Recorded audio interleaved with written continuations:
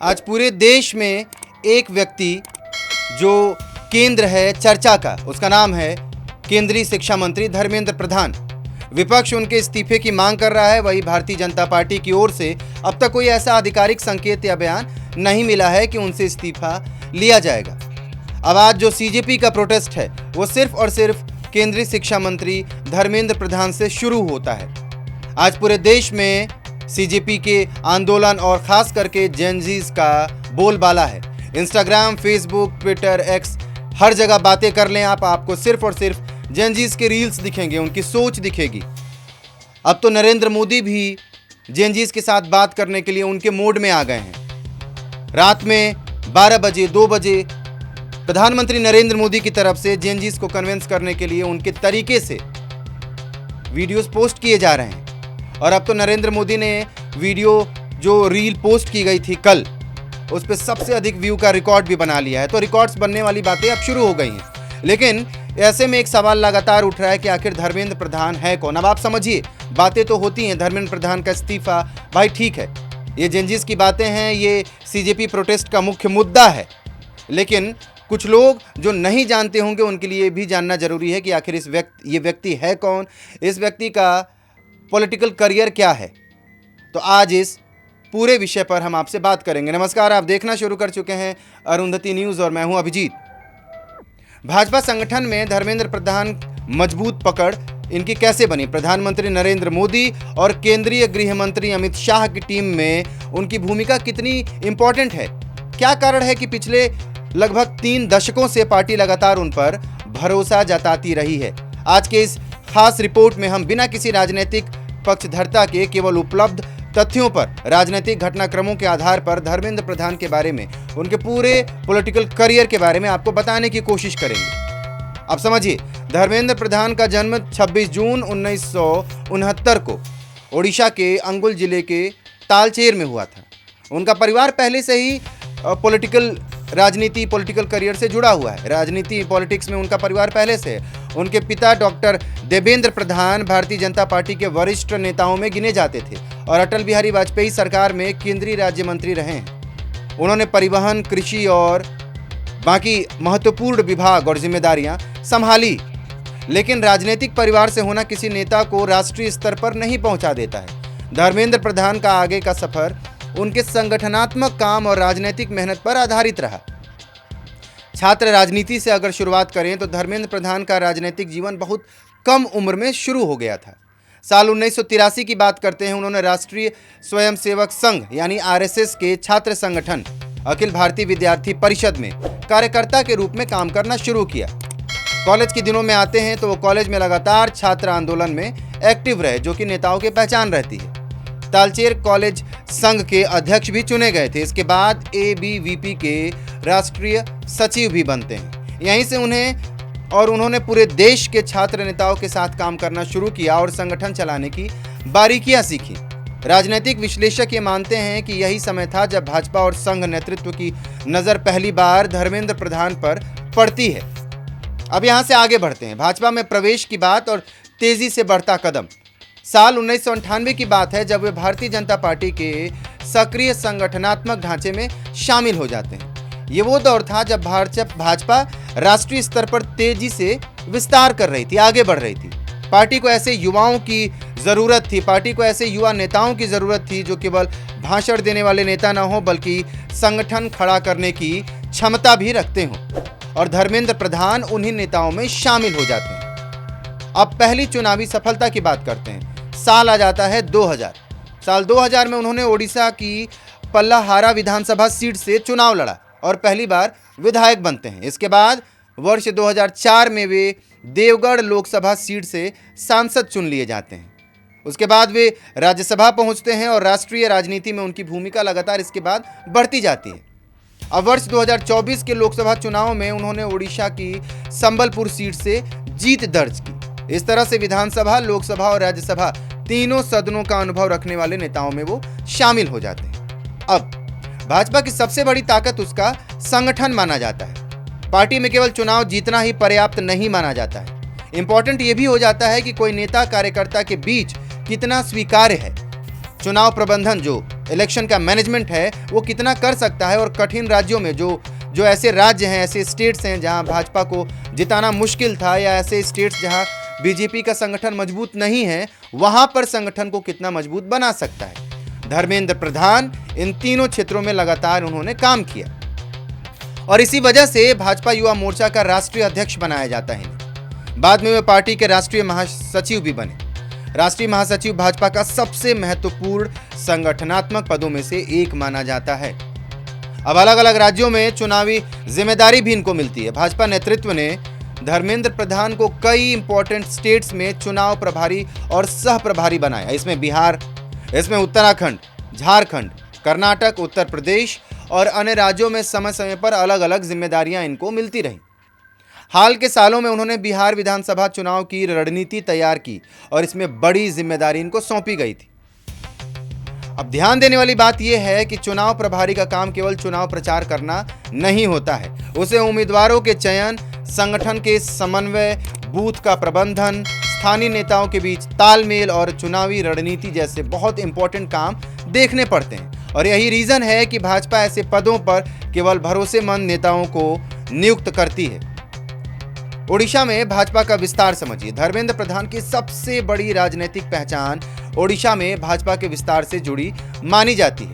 एक समय था जब ओडिशा में भाजपा की उपस्थिति बहुत सीमित थी। बीजू जनता दल के राज्य में बहुत उसका मजबूत प्रभाव माना जाता था, लेकिन पिछले 1.5 दशक, लगभग 15 साल में भाजपा ने धीरे धीरे अपने संगठन को गांव-गांव तक पहुंचाया है। बूथ स्तर पर संगठन खड़ा किया, ओबीसी, युवा और नए मतदाताओं तक अपनी पहुंच बनाई। राजनीतिक विश्लेषकों का यह मानना है, जो एक्सपर्ट्स हैं, कि इस पूरी प्रक्रिया में धर्मेंद्र प्रधान उन नेताओं में रहे जिन्होंने लगातार संगठन पर काम किया। हालांकि ये उपलब्धि केवल एक व्यक्ति की नहीं बल्कि पूरी भाजपा संगठन और अनेक नेताओं का सामूहिक प्रयास का परिणाम माना जाता है। अब आते हैं केंद्र सरकार और मंत्रालयों में। धर्मेंद्र प्रधान को प्रधानमंत्री नरेंद्र मोदी ने कई महत्वपूर्ण मंत्रालयों की जिम्मेदारी दी। पेट्रोलियम एवं प्राकृतिक गैस मंत्रालय, इस्पात मंत्रालय, कौशल विकास एवं उद्यमिता मंत्रालय और बाद में शिक्षा विभाग का कार्यभार उनको संभालने को मिला। पेट्रोलियम मंत्री रहते हुए प्रधानमंत्री उज्ज्वला योजना के क्रियान्वयन में उनकी बहुत इंपॉर्टेंट रोल उनका माना जाता है, एडमिनिस्ट्रेटिव रोल, और उन्हें कहीं कहीं पर तो उज्ज्वला मैन के नाम से भी जाना जाने लगा।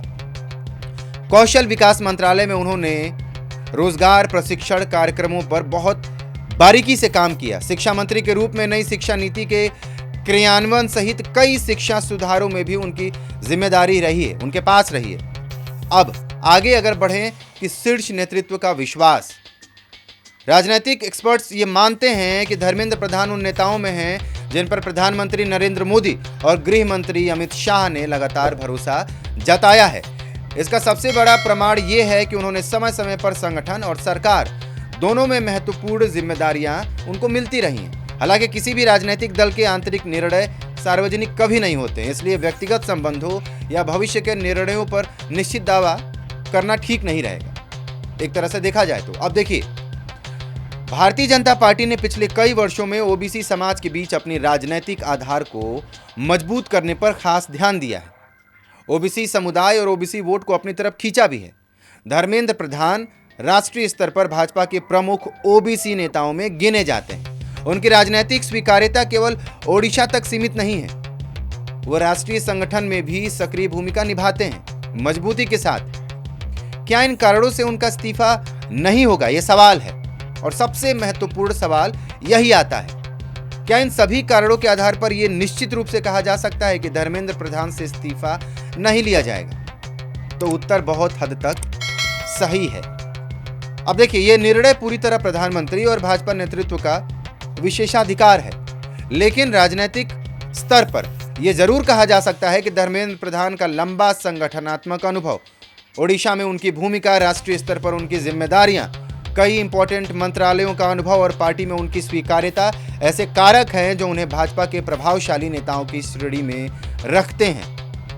अब सबसे बड़ी बात आती है नीट पेपर लीक की।